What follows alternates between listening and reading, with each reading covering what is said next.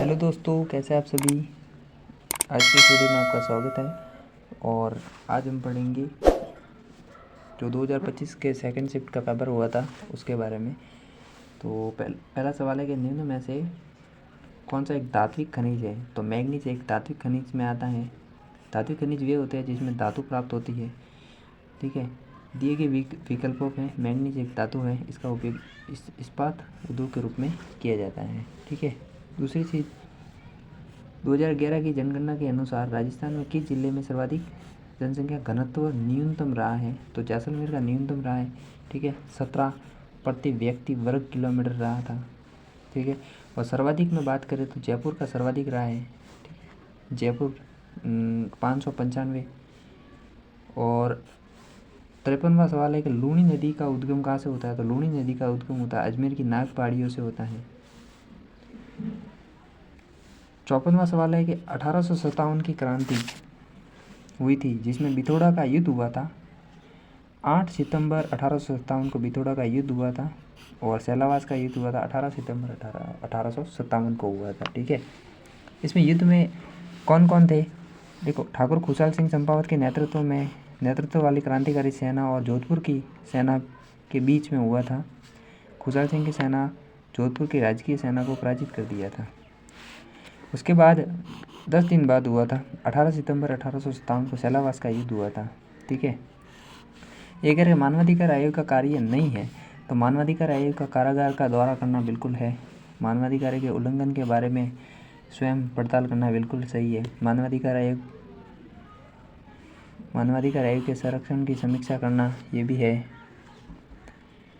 और ये नहीं है, उल्लंघन को दंडित करना इनका उद्देश्य नहीं है। तो आप ये याद रख सकते हैं। मोलेला जो है, मोलेला टेरिकोटा किसके लिए। मोलेला एक मिट्टी के बर्तन के लिए प्रसिद्ध है। मिट्टी के बर्तनें बनाना, मोलेला राजसमंद। मोलेला टेरिकोटा पकी हुई मिट्टी की मूर्तिकला से संबंधित है। ये आपको ये याद रखना है। सिंपली आपको ये याद रखना है कि मोलेला टेरिकोटा राजसमंद का प्रसिद्ध है, बस। मोलेला को जीआई टैग भी मिल चुका है, यहाँ पर लिखा हुआ है। इस कला को मोलेला टेरिकोटा के नाम से जाना जाता है। एक विशिष्ट प्रकार की मूर्तिकला है जिसे जीआई टैग प्राप्त हो चुका है। ठीक है, और ये कह रहा है कि राजस्थान विधानसभा में कितनी बार मध्यावधि अवकाश लग चुका है। तो 2 बार मध्यावधि अवकाश लगा है। ठीक है, भैरव सिंह शेखावत के नेतृत्व वाली भारतीय जनता सरकार को केंद्र सरकार द्वारा अनुसूची आर्टिकल कौन सा था 256 के तहत बर्खास्त किया गया था। तो ये 2 बार मध्यावधि अवकाश हुए थे। ठीक है, दूसरी बात, गौरी लोक नृत्य जो किसकी कहानी पर आधारित है। तो शिव भस्मासुर की कहानी पर आधारित है। ठीक है, गौरी नृत्य 40 दिन तक होता है। भगवान शिव और भस्मासुर की पौराणिक गाथाओं का पर आधारित है। इस नाटक में रई और बुढ़िया पात्र होते हैं। ये सवाल बहुत बार आता है कि रई और बुढ़िया पात्र किस में होते हैं। तो ये आपकी गौरी नृत्य में होते हैं। रक्षाबंधन के अगले दिन से स्टार्ट हो जाता है ये। ठीक है, और एक चीज़, गौरी केवल पुरुष पात्र होते हैं। स्त्री पात्रों की भूमिका भी पुरुष ही निभाते हैं। लोक नाट्य का मेरु नाट्य कहा जाता है। बहुत बार सवाल आता है लोक नाट्य का मेरु नाट्य का सवाल। ठीक है, और राजस्थान के प्रथम निर्वाचन आयुक्त अमर सिंह राठौड़ रहे हैं। बहुत बार सवाल ये भी आए हैं। ठीक है, 73वें संविधान संशोधन 1992 के तहत जुलाई 1994 को किया गया था। असुमिलित बताना है, सीताबाड़ी बारह में है। शहरियों का कुंभ कहा जाता है इसको। और केला देवी करौली में है। भरतहरी अलवर में कनपटी नाथों का मेला लगता है। कपिल मुनि कोलायत बीकानेर में है। ठीक है, गोविंद गिरी के बारे में असत्य कथन बताना। उनका जन्म बेड़सा डूंगरपुर में हुआ था, बिल्कुल सही है। भीलों के उत्थान हेतु समाज कार्य किया था। कोटा बूंदी अखाड़े में साधु राजगिरी शिष्य थे, बिल्कुल है। और 1911 में इन्होंने अपना कार्यक्षेत्र सिरोही को नहीं बनाकर बेड़सा को ही बनाया था। ठीक है, सम सभा की स्थापना की थी 1983 में। ये भी सवाल आ चुका है, तो आपको इसको भी याद कर लेना चाहिए। 1983 में सम सभा की स्थापना की थी इन्होंने। दूसरी चीज़, खादी और ग्रामोद्योग उद्योग द्वारा मरुस्थलीकरण को रोकने के लिए निम्न में से किस कार्यक्रम की शुरुआत की गई थी। प्रोजेक्ट बोल्ड की शुरुआत की गई थी। ठीक है, दूसरा सवाल है 63वां सवाल, भारतीय लोक कला मंडल का है उदयपुर में 1952 में और देवीलाल सामर द्वारा स्थापित किया गया था उदयपुर में भारतीय लोक कला मंडल। दूसरी चीज़, राजपूताना में समाज सुधार के उद्देश्य से देश हितकारिणी सभा की स्थापना कहाँ की गई थी? तो देश हितकारिणी सभा की स्थापना की गई थी उदयपुर में 2 जुलाई 1877 को की गई थी। ठीक है। कानड़देव प्रबोधन, कानड़देव प्रबोधन जो है वो, ये देखो यहाँ पर लिखा हुआ है। पहले ये कानड़देव नाम का कोई शासक था, सोहान शासक था, और 1305 से 1311 तक किस वंश का शासक था ये? तो सोहान वंश का शासक था, सोनाग्रा चौहान था ये। और इन्होंने 1305 से 1311 तक शासन किया था। उनका शासनकाल दिल्ली के सुल्तान अलाउद्दीन खिलजी के साथ वीरतापूर्वक संघर्ष के रूप में जाना जाता है। तो इसकी प्रसिद्ध ग्रंथ है पद्मनाभ द्वारा लिखी थी कानड़देव प्रबोधन। उसमें हुआ क्या था, 1311 में अलाउद्दीन खिलजी के द्वारा जालोर पर आक्रमण किया गया था। ठीक है। तो उस समय जो है वो जैतल दे ने जोहर किया था उस समय, यहाँ पर लिखा हुआ नहीं है, मैं आपको बता दूँ। संत दादू का जन्म हुआ था अहमदाबाद में 1544 में, गुजरात के अहमदाबाद में। राजस्थान का कबीर कहा जाता है। ठीक है। और दादू पंथ की स्थापना की थी इन्होंने, नारायणा में इनकी मुख्य पीठ है।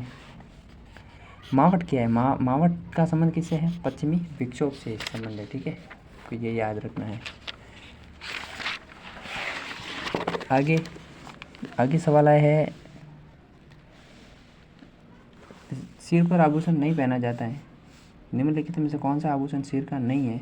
तो बोरला सिर का है, टिकड़ा सिर का है, और रखड़ी सिर का है, घोघरू हाथ का आभूषण है। भीलवाड़ा के प्रसिद्ध श्रीलाल जोशी फड़ चित्रण से संबंधित, देखो ये 2024 में भी सवाल आया था और ये वापस यहाँ पर आया है 2025 में। ठीक है, इसका मतलब PYQ जो है वो रिपीट होते हैं। राजमहल स्थित त्रिवेणी संगम नदी में शामिल नहीं है, तो बनास शामिल है, खारी और डाई शामिल है, बाकी बेड़स शामिल नहीं है। बनास, खारी और डाई पर राजमहल टोंक में एक त्रिवेणी संगम बना हुआ है। अंग्रेजों से संधि करने वाली राजपूताना आखिरी रियासत कौन सी थी? तो सिरोही ने आखिरी रियासत थी। 1718 से 1718 को लॉर्ड हास्टिंग के आश्रित पार्टी की नीति के तहत राजपूताना अधिकांश, आपको ये याद रखना है कि अंतिम जो रियासत थी वो सिरोही रियासत थी जिसने अंग्रेजों के साथ संधि की थी। ठीक है। राजपूताना की एकमात्र रियासत जिसमें उत्तराधिकारी शुल्क नहीं लगा था वो जैसलमेर रियासत थी। इम्पोर्टेंट सवाल है, आ सकता है। और पटेलियो बीची और लालर क्या है? एक लोकगीत है। ठीक है। मारवाड़ के पर्वतीय क्षेत्रों में आदिवासी और विशेषकर भीलों और ग्रासियों द्वारा, मेवाड़ और मारवाड़ आपको याद रखना है, वैसे तो ये मेवाड़ के हैं। मारवाड़ के पर्वतीय क्षेत्रों में आदिवासी और विशेषकर भीलों और ग्रासियों द्वारा किया जाने वाला लोकगीत है। राजस्थान ग्रामीण आजीविका विकास परिषद की स्थापना कब की गई? 2010 में की गई थी। बाबा आमटे दिव्यांग विश्वविद्यालय में से किस स्थान पर स्थापित है? जयपुर में स्थापित है। ठीक है। राजस्थान में ग्राम सभा का गठन किया जाता है। ग्राम सभा का गठन किया जाता है पंचायत क्षेत्र में गाँवों में आने वाले पंजीकृत मतदाताओं से। ठीक है। दूसरी चीज़ कि मानगढ़ हत्याकांड के बारे में बताना है आपको। सरिस्का वन्यजीव अभियान से 50 किलोमीटर दूर स्थित है। इसका निर्माण माधव सिंह ने करवाया था। बिल्कुल सही है। तो 1 और 2 दोनों सही है। ठीक है। नकी झील के बारे में आपको सही कथन बताना है। नकी झील के बारे में, तो नकी झील मानव निर्मित झील है और गांधी जी की अस्थियाँ गांधी घाट कहा जाता है। गांधी जी की अस्थियाँ यहाँ पर विसर्जित की गई थी, तो इसको गांधी घाट कहा जाता है। और वैसे नकी झील आपको पता ही है माउंट आबू में सबसे ऊंची झील है, नाखूने से खोदी गई थी, कैरेट झील कहा जाता है। लाड़ो प्रोत्साहन योजना के बारे में, वो इस समय योजना का सवाल था, तो ये करंट का सवाल हो सकता है, लेकिन दूसरी बार भी आ सकता है। लाड़ो प्रोत्साहन योजना अगस्त 2024 को लागू की गई थी बालिकाओं को के जन्म को बढ़ावा देने के लिए। ठीक है। 1 अगस्त 2024 को लागू की गई थी। दूसरी चीज़, और किस आंदोलन के दौरान जागीरदारों और किसानों के मध्य बेल्शेविक समझौता बैंगो किसान आंदोलन में हुआ था 1923 में। ठीक है। जागीरदार अनूप सिंह और रामनारायण चौधरी के बीच एक समझौता हुआ था। गलियाकोट कहाँ है? तो गलियाकोट है आपके डूंगरपुर में, फखरुद्दीन की मज़ार है वहाँ पे। ठीक है। दूसरी चीज़, ये कीर्ति स्तंभ चित्तौड़गढ़ का निर्माण किसके द्वारा किया गया था? जैन व्यापारी जिज्जा के द्वारा। राजस्थान का राज्य खेल कौन सा है? तो बास्केटबॉल 1948 को इसको घोषित किया गया था। ये लिखा हुआ है, देखो, बास्केटबॉल को वर्ष 1948 को राज्य खेल घोषित किया गया था।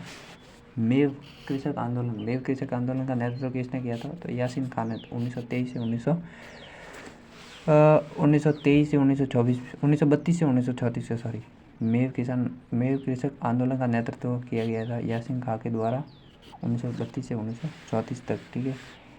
राजस्थान भाषा काव्य के उपलब्ध संतों की जीवनी का चरित्र कहा जाता है, जिसे पर्ची कहा जाता है। ठीक है। जैसे है आपकी रैदास की पर्ची है, संत पीपा की पर्ची है, लच्छी राम जी कुसामनी ख्याल से संबंधित है। ओके, आगे आपके 87 का सवाल, कलाबूत का संबंध किससे? वैसे ये सवाल किसी ने किया नहीं होगा, क्योंकि ये किसी को पता ही नहीं होगा। गहनों को पिरोने का तार आपके कलाबूत कहलाता है। गोडलिया क्या है? तो पशुओं के शरीर पर जो चित्रांकन किया जाता है, जैसे कि ऊँट पर चित्रांकन करते हैं, उसे उस्ता कला कहते हैं। तो ये गोडले का मतलब होता है आँकना, मतलब कि पशु पर शरीर पर चित्रांकन करना। गणगौर का त्यौहार शिव पार्वती से संबंधित है। और 2024 में जो सवाल आया था वो गणगौर का कब मनाया जाता है? गणगौर चैत्र शुक्ल तीज को मनाया जाता है। ठीक है। और नाथ द्वारा की गणगौर गुलाबी गणगौर क्या लेती है? चैत्र शुक्ल पंचमी को मनाते हैं वहाँ। ठीक है। आर्थिक समीक्षा का सवाल है, इसको छोड़ दीजिए एक बार। हाँ, नियुक्ति राज्यपाल द्वारा नहीं की जाती। माध्यमिकता की नियुक्ति 165 के तहत की जाती है। लोकायुक्त की जाती है। आरपीएससी की कर सकता है। उच्च न्यायालय की ये नियुक्ति नहीं करते हैं। उच्च न्यायालय की नियुक्ति ये नहीं करते हैं, ये राष्ट्रपति करते हैं उच्च न्यायालय की नियुक्ति। ठीक है। तालाबी शाही धौलपुर में है। और गोड़वार सर्किट का है माउंट आबू रणकपुर। गोड़वार सर्किट में कौन कौन आता है? माउंट आबू आता है, रणकपुर आता है और जालोर आता है। ठीक है। राज्य सरकार द्वारा पर्यटन को उद्योग का दर्जा दिया गया था मार्च 1989 को। और होली का त्यौहार किस दिन मनाया जाता है? फाल्गुन पूर्णिमा को मनाया जाता है।